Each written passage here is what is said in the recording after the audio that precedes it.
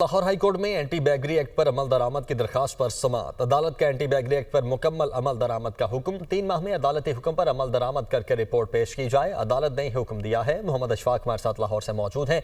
अशफाक, इस समाअत का हवाल बताइएगा।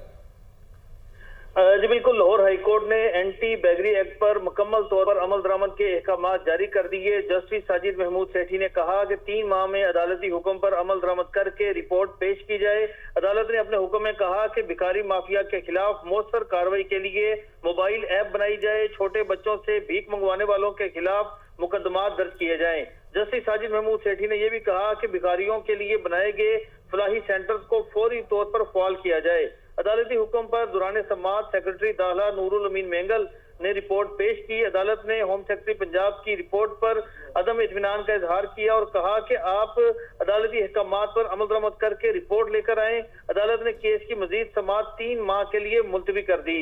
लाहौर हाई कोर्ट के जस्टिस साजिद महमूद सेठी ने इस हवाले से केस की समाअत की तो दौरान समाअत एडवोकेट अदनान एहसान ने कहा कि सूबे में भिखारी माफिया के खिलाफ कानून तो बनाया गया है लेकिन अमल दरामद नहीं हो रहा, जिस पर अदालत ने 3 माह में अमल दरामद करने का हुक्म देते हुए रिपोर्ट पेश करने के अहकाम जारी कर दिए।